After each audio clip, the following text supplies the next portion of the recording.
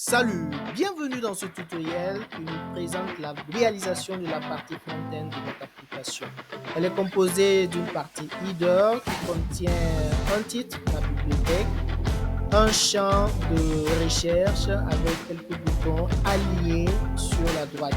Donc ces boutons permettront essentiellement de gérer les utilisateurs, c'est-à-dire de voir la liste, de suspendre les utilisateurs ou de les supprimer au besoin. On aura également quelques boutons qui nous permettront de se connecter, de se déconnecter ou de s'inspirer. Ensuite, nous aurons une partie formulaire avec quelques champs qui nous permettront d'enregistrer un nouveau livre et nous aurons par la suite un tableau qui nous permettra d'afficher l'ensemble des livres de notre bibliothèque. Et enfin, nous avons la partie footer ou la partie pied de page de notre application. Donc, si le défi vous tente, on y va pour la réalisation de ce front-end.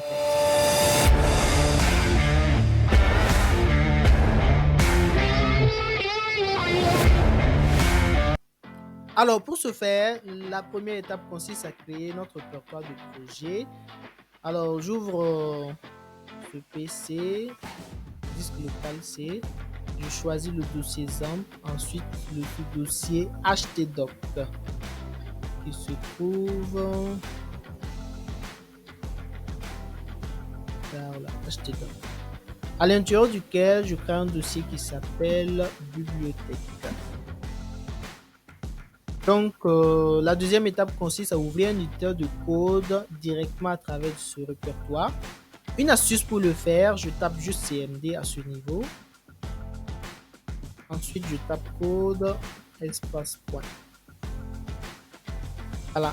Autrement, vous pourriez tout simplement ouvrir votre éditeur de code Visual Studio Code et prendre fichier, ouvrir un dossier et aller le chercher directement. Donc, une fois cette étape franchie, je veux créer un fichier qui s'appelle index.html.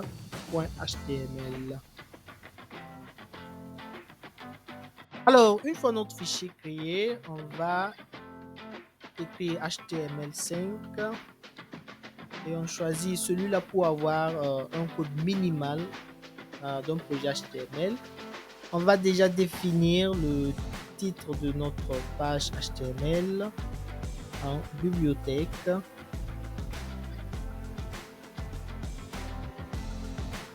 Donc, le code de notre application aura 4 parties, comme on l'a vu. Donc, on aura une partie header, une partie form où on va mettre le formulaire pour enregistrer un nouveau livre, une partie liste dans laquelle on aura un tableau qui va afficher la liste de nos livres, une partie footer. Donc, pour la partie header, je me suis inspiré d'un exemple Bootstrap. Pour ce faire, j'ouvre mon navigateur, je pars sur le site officiel de Bootstrap.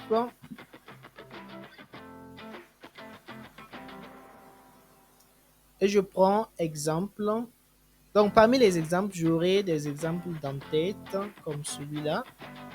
Et je veux prendre le troisième exemple.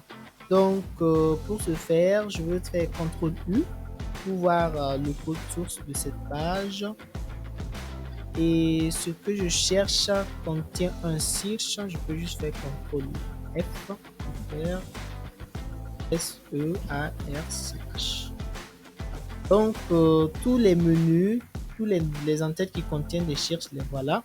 Et je pense que pour moi, c'est le premier qui contient un search. Okay? Donc, ça veut dire que c'est celui-là.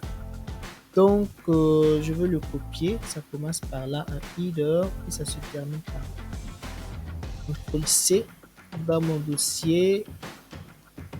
CTRL-V. Et je fais enregistrer. Pour pouvoir prévisualiser tout ce que je fais, j'utilise une extension que j'ai installée. Donc, si vous voulez l'installer, vous cliquez juste par là et vous tapez serveur, live server. Donc, moi, je l'ai déjà installé et il présente une icône ici que je vais cliquer. Donc, et voilà. Donc, il me donne l'exécution de mon code source directement là. Donc, je vais essayer d'ajuster pour pouvoir suivre les deux en même temps, coder et regarder directement ce que ça donne.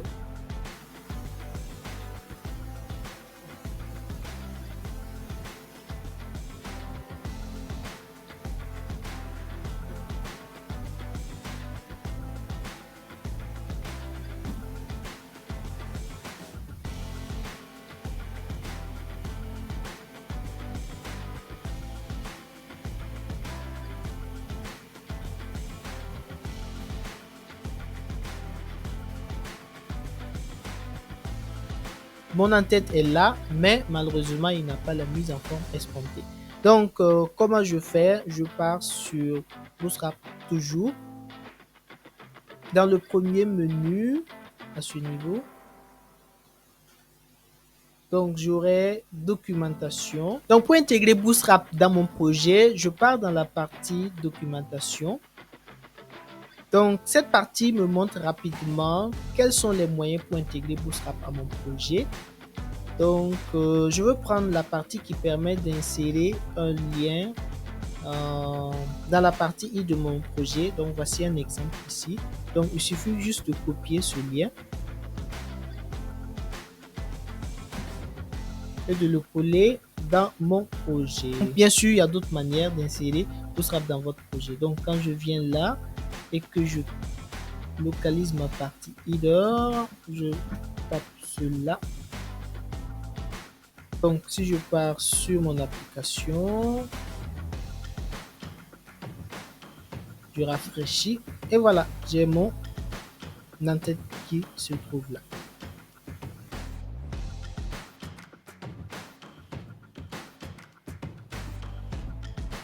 Donc, une fois mon header en place, je veux le modifier pour pouvoir représenter ce que je veux.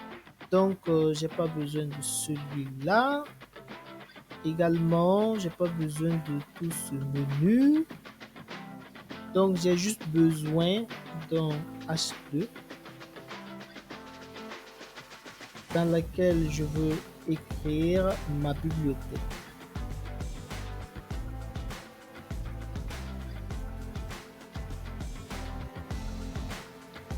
Donc, j'ai besoin de la barre de recherche et j'ai besoin des deux boutons de recherche. Donc, si je fais actualiser, j'ai mon menu qui se présente comme ceci et quand j'agrandis ma page, elle se présente bien comme ça. Alors, comment nous faire pour insérer des icônes au niveau de nos boutons? Comme on l'a vu à l'exemple, on va utiliser les icônes au niveau de Bootstrap également. Quand on va partir sur Bootstrap dans le menu, on va voir icônes. Donc, dans la barre de recherche, on pourra chercher les icônes que l'on veut. Je vais prendre l'icône User. Donc, on a celui-là qui est parfait pour la gestion des utilisateurs. Et j'ai la classe qui me permet de l'insérer ici. Donc, si je viens dans ma partie où il y a les boutons, je peux juste mettre une balise A de type lien et je mets user et je mets la balise que j'ai copiée ici. Donc, cette balise, je veux qu'il ait une forme de bouton. Donc, je veux mettre classe btn btn-6 success si je veux qu'il ait la couleur verte. Success. Enregistrer, je veux voir qu'est-ce que ça donne. Et voilà, j'ai user, mais je n'ai pas l'icône. Pourquoi je n'ai pas l'icône? Parce que quand on veut intégrer les icônes, il y a également un lien pour cela. Quand je pars dans la page d'accueil des icônes, voilà le lien pour intégrer. Voilà le lien pour intégrer les icônes. Donc je copie ce lien là et je le colle juste en bas de celui que j'ai collé premièrement pour le style CSS. Et c'est bon, je sauvegarde, je pars. Voilà, le lien, l'icône est là. On voit que le menu, il est strictement collé aux différents bords, alors que dans notre exemple, il y a quand même une marge. Donc pour ce faire, on va mettre juste un container au niveau de notre body, donc on va mettre classe container. Donc, je fais enregistrer et là, et j'ai mon contrôleur. Donc, pour notre menu, notre en-tête, il reste plus que quelques modifications qu'on va juste ajuster.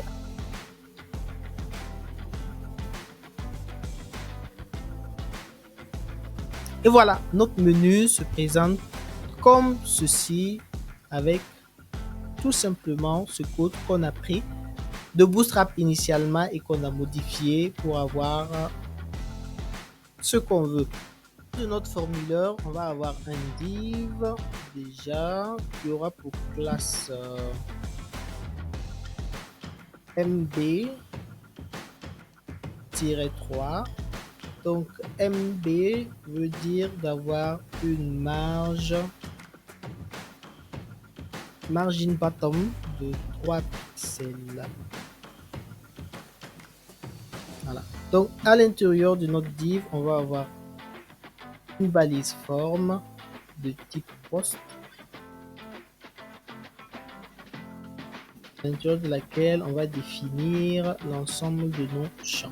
Donc notre balise forme aura pour classe donc à l'intérieur de notre balise, on va avoir un champ input de type texte.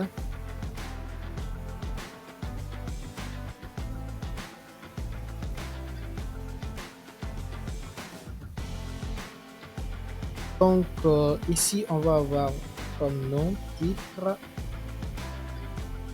des ouvrages que l'on va renseigner. Donc l'attribut ID, on n'aura pas besoin de lui pour le moment. Par contre, on aura besoin d'un attribut placeholder qui nous permettra de renseigner un texte en arrière-plan pour indiquer à l'utilisateur que c'est à ce niveau qu'il doit insérer le titre. Donc je fais CTRL-C et j'ouvre mon navigateur et voilà, j'ai un endroit où je peux saisir mon titre. À ce niveau, il va falloir également styliser avec Bootstrap. Donc je veux insérer une classe qui s'appelle form control.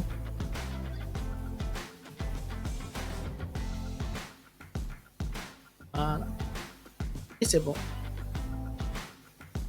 Donc on va avoir également un deuxième champ qui va s'appeler auteur.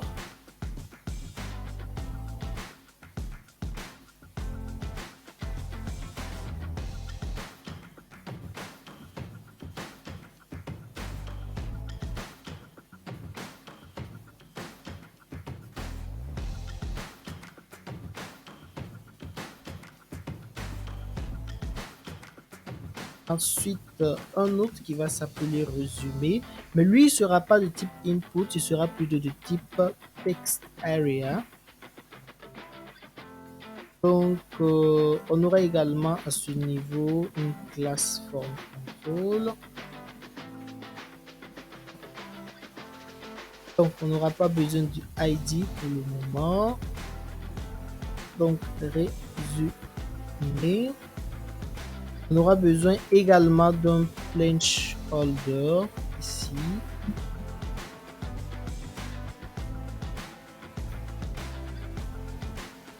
Et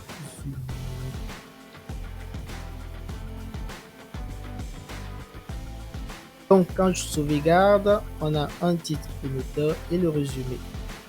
Donc on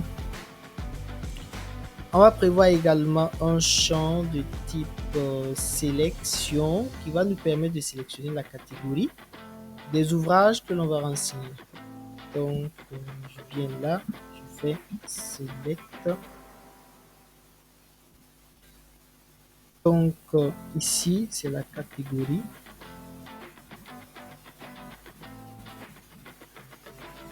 Donc j'ai pas besoin de ID pour le moment. Donc à l'intérieur, je vais mettre ce qu'on appelle des options. Donc on aura comme première option les romans de type fiction, la catégorie fiction. Donc, je vais ajouter deux autres options, RAM et bande dessinée.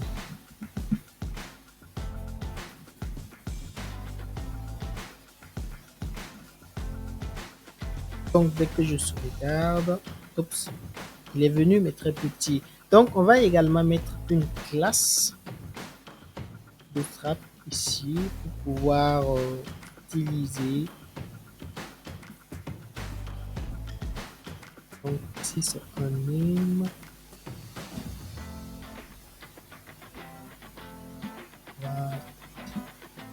Name catégorie. Donc, ça, c'est corrigé.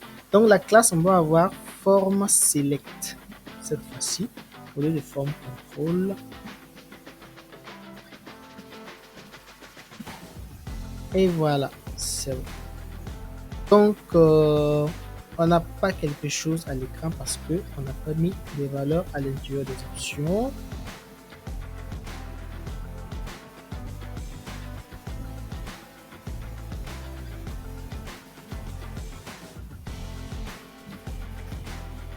Et voilà.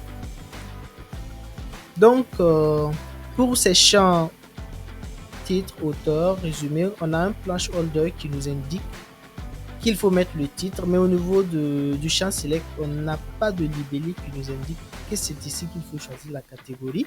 Donc pour cela, on va insérer un autre type d'option à l'intérieur qui va s'appeler choisir.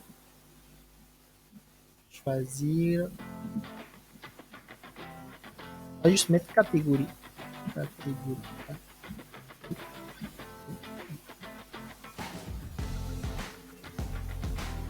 Donc on va quand même ajouter choisir catégorie. Voilà.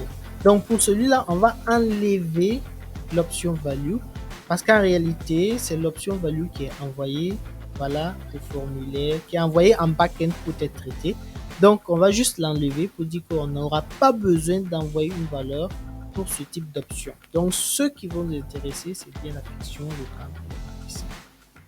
Voilà, choisir une catégorie et on choisit maintenant celui que l'on veut. Donc on voit bien que nos champs sont collés, il faudra les espacer. Pour les espacer, on va juste mettre une deuxième classe qui s'appelle mb-3.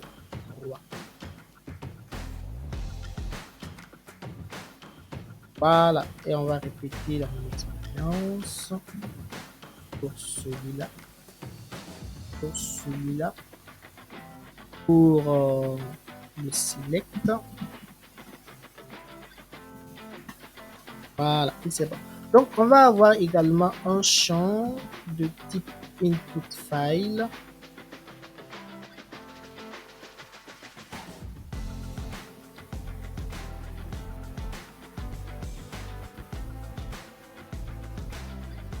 Donc, on n'aura pas besoin d'ID. Et là, c'est file. Donc, et là, c'est file. CTRL S. Donc, à ce niveau également, on aura besoin d'un form control, une classe form control MB3 ici. Et voilà, lui aussi, il est bien stylisé. Donc, il va nous manquer deux boutons.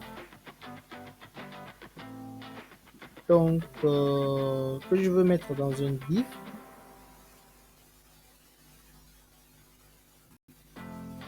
Donc, il s'agit des boutons ajouter et annuler. Donc, je vais le mettre dans une valise A de type lien avec comme classe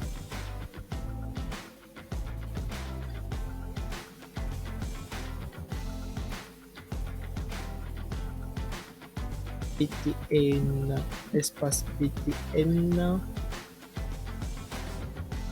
Donc ici je vais préférer mettre primary pour avoir une couleur bleue. Donc ici c'est ajouter. Donc alt, non, shift alt, flèche plus bas, je duplique la ligne et je veux prendre la classe secondary pour mettre annuler. J'actualise et voilà, j'ai mes deux boutons par là. Donc, je veux agrandir mon navigateur pour voir. Ok, mon formulaire, il est beau, mais il occupe toute la place alors que je veux qu'il soit bien centré au milieu. Et qu'est-ce que je fais? Je viens au niveau de ma classe div et je dis, bon, prends juste la moitié de l'écran avec un col -6. Donc, -6. Et voilà. Donc là, il a pris la moitié de mon écran, mais il a aligné à gauche alors que je veux qu'il soit centré. Donc, je veux faire un MX-. Donc, MX fait référence aux marges. Donc, je l'ai dit, pour mon div qui contient ma forme, on prend juste la moitié de la page, mais bon, arrange-toi pour avoir la même distance à droite, la même distance à gauche. Je fais une sauvegarde. Et voilà, c'est bon pour ma partie du formulaire. Alors, pour la partie de notre liste, donc, on aura un tableau. Donc, la balise tableau, ça sera la balise table. Donc, mais avant, je vais mettre tout ça dans un div. Donc, il y aura une classe md-3.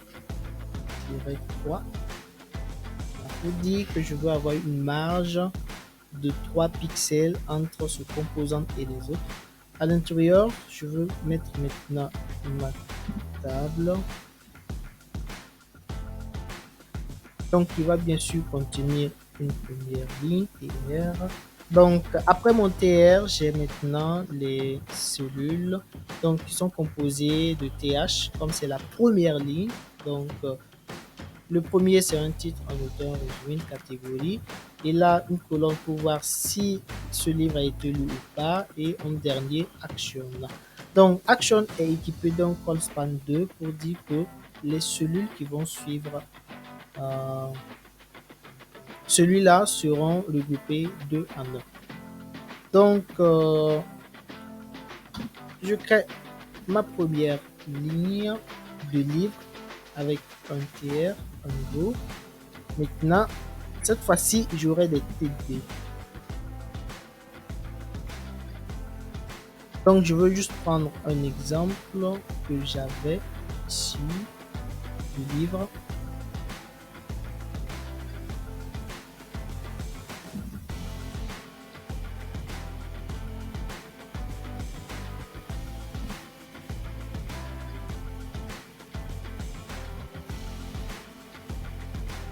Donc, je fais une sauvegarde, je vais voir ce que ça va donner.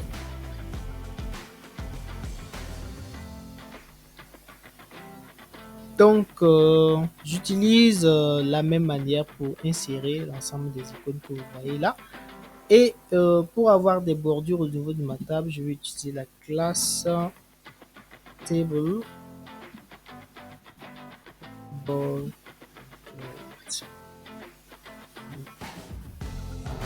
Et quand je l'affiche, ça me donne ça. Donc, ça me permet d'ajouter de façon statique deux autres livres.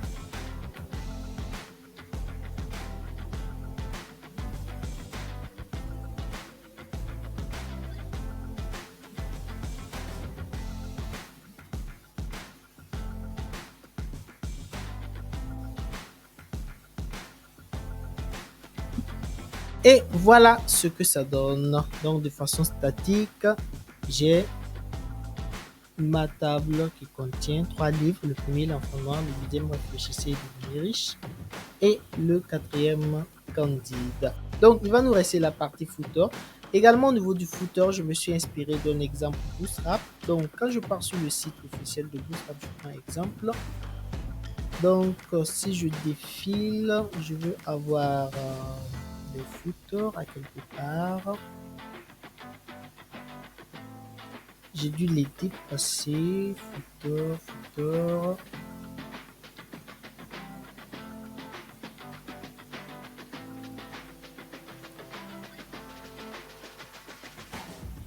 Bon, je vois pas de footer, je vais faire CTRL F et je vais écrire footer. Ah, décidément, il n'y a pas de footer ici. Donc, je veux chercher. Ah, les voilà. Pourquoi ça n'a pas donné? Ah, footer, ça c'était avec deux O et un seul T. Voilà. Donc, parmi ces petites pages, qu'est-ce qui m'intéresse le plus? Prenons un exemple simple, celui-là. Donc, celui il me plaît bien. Donc, c'est le troisième exemple et la troisième fois qu'on a donné de pas compagnie Ninja. Donc, je fais CTRL U pour voir le code source de la page. Comme c'est beaucoup de code ici, je fais CTRL F. Je mets juste un mot-clé de ce que j'ai repéré. Donc, j'ai un premier, un deuxième, un troisième. Donc, c'est cette partie qui m'intéresse. Donc, le footer que je prends et je viens au niveau de mon code et je le mets là. Donc, mon footer il est assez simple. Donc, toute cette partie, je n'ai pas besoin de lui. Et je fais CTRL S. Je pars au niveau de mon application.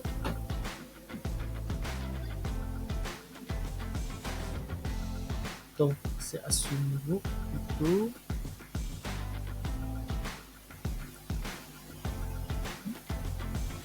Donc, et voilà. Donc, j'ai un texte qui est là. Donc, je veux qu'il soit en noir, du même thème que mon header. Donc, qu'est-ce que je fais? Je veux juste prendre cette classe du header, text background dark, et je veux ajouter à mon footer ici. Et le tour est joué. Hop, je vois plus mon texte. Je vais corriger ça en mettant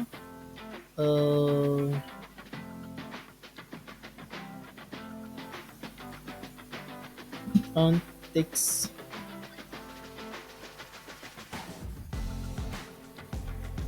light. Voilà.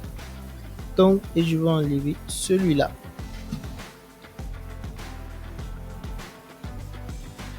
Et voilà, c'est bon. Donc, et le tour est joué. On a notre en-tête, on a notre formulaire, on a notre tableau et on a notre pied de page. Merci d'avoir suivi ce tutoriel et on se retrouve à très bientôt pour la partie backend avec le PHP.